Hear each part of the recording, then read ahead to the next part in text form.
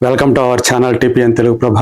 నేను మీ జర్నలిస్ట్ యజ్ఞమూర్తి. ధురంధర్ 2 రణవీర్ సింగ్ కథానాయకుడిగా ఆదిత్య ధర్ డైరెక్ట్ చేసినటువంటి ఈ సినిమా ఎలాంటి సంచలనం సృష్టించింది. 2 భాగాలుగా వచ్చినటువంటి ఈ సినిమా మొదటి భాగం 2025లో ఒక చరిత్ర సృష్టించింది. 1300 కోట్ల రూపాయలకు పైగా గ్రాస్ని కలెక్ట్ చేసి ఆ సంవత్సరం అత్యధిక వసూళ్లు సాధించినటువంటి భారతీయ చిత్రంగా ప్రపంచవ్యాప్తంగా చూసుకున్నప్పుడు ఆ క్రెడిట్ దక్కించుకుంది. ఇప్పుడు 2026లో దాని రెండో భాగం ధురంధర్ 2 లేదా ధురంధర్ ద రివెంజ్ అనేటువంటి ఆ సినిమా మొదటి భాగానికి మించినటువంటి వసూళ్లు సాధిస్తూ మరొక సరికొత్త చరిత్రని ఆవిష్కరించింది అని చెప్పొచ్చు. సో ఇప్పుడు ఫ్రాంచైజీ సినిమాల్లో చూసుకుంటే మన భారతీయ సినిమాల్లో అనేకమైనటువంటి ఫ్రాంచైజీస్ వచ్చాయి. బాహుబలి 2 లాంటిది, అలాగే పుష్ప 2, కాంతారా చాప్టర్ 1, కేజీఎఫ్ 2.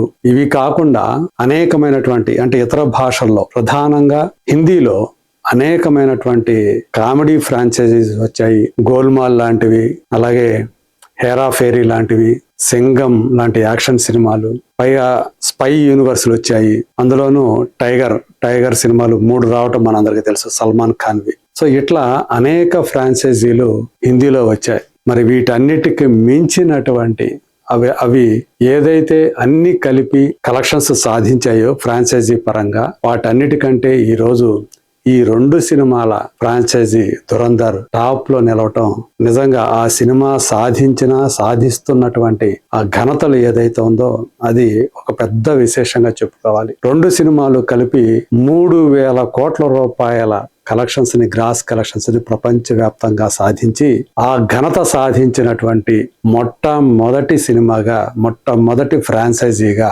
ఇవాళ ధురంధర్ నిలిచింది. ఒక్కసారి మనం టాప్ 5 ఫ్రాంచైజీస్ ఏంటో ఒక లుక్ వేద్దాం. ఈ top 5 highest grossing Indian movie franchises so far ఇప్పటి వరకు కూడా. సో ఇప్పుడు ధురంధర్ 3000 కోట్ల ప్లస్ పైమాటే కలెక్షన్ సాధించింది.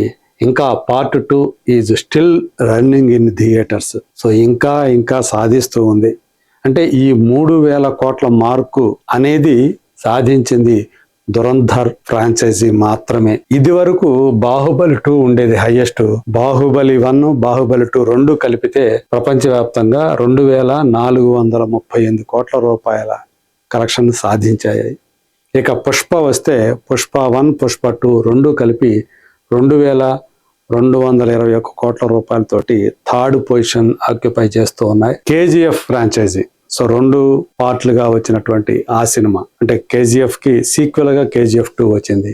ఆ 2 కలిపితే 1450 కోట్ల రూపాయల కలెక్షన్ సాధించాయి. సో ఆ సినిమాతోటి యష్ పాన్ ఇండియా స్టార్ గా అవతరించడం మనం చూసాం.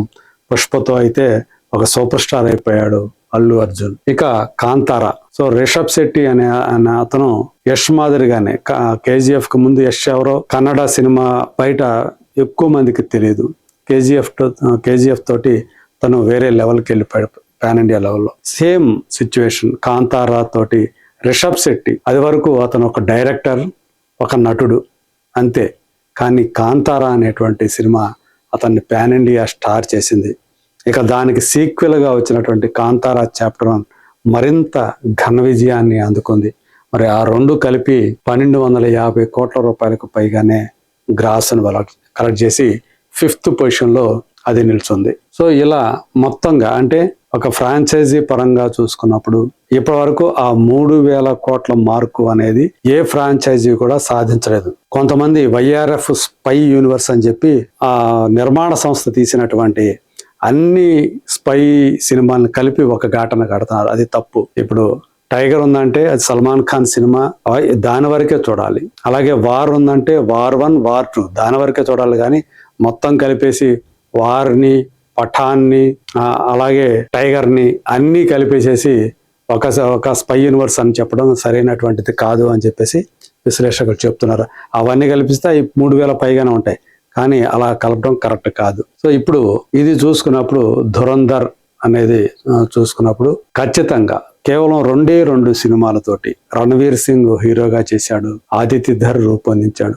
మరి 3000 మార్కుని అందుకొని మరి ఒక చరిత్ర సృష్టించింది కదా. అది నిజంగా భారతీయ సినిమాకి, అది ఏ భాష అయినా కానివ్వండి, ఇది మా తెలుగు సినిమా ఎంత గొప్పది, తమిళ సినిమా ఎంత గొప్పది, హిందీ సినిమా ఎంత గొప్పది అని విడిగా చూడటం కంటే కూడా ఇక్కడ ఒక భారతీయ సినిమా సాధించినటువంటి ఘనత, 3,000 కోట్ల రూపాయల కలెక్షన్ ఒక సినిమా ఫ్రాంచైజీ సాధించడం ఆషామాషి వ్యవహారం కాదు. ఎంతగా జనం దాన్ని ఆదరిస్తే అంత కలెక్షన్స్ వస్తాయి. సో అంతగా అంటే ఆ సినిమాని ఆదిత్య ధర్ రూపొందించినటువంటి విధానం ఏదైతే ఉందో అదే ఈ సినిమాకి ఈ స్థాయి కాసుల వర్షాన్ని కురిపించింది అని ఘంటాపదంగా మనం చెప్పవచ్చు.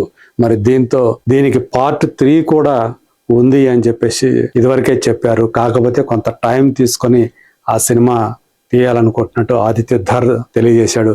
మరి చూద్దాం రాబోయే రోజుల్లో. సో ఇది ఇంకా థియేటర్లో ఆడుతూ ముందుకు దూసుకు వెళుతూనే ఉంది కాబట్టి మరి రాబోయే రోజుల్లో ఇది ఎంతగా అంటే ఎక్కడికి వెళ్ళి ఆగుతుంది, ఆ తర్వాత మళ్ళీ పార్ట్ 3 వస్తే అది ఇంకెంత వసూలు చేస్తుంది. సో అది ఖచ్చితంగా ఈ 2 సినిమాల కంటే మించినటువంటి కలెక్షన్ సాధిస్తుంది అని చెప్పేసి ఇప్పుడే ప్రాథమికంగా అందరూ కూడా అంచనాలు వేస్తూ ఉన్నారు. మరి చూద్దాం ధురంధర్ ఆ ఫ్రాంచైజీ అనేది ఎన్ని ఘనతల్ని రాబోయే రోజుల్లో సాధిస్తుందో. Let us wait and see.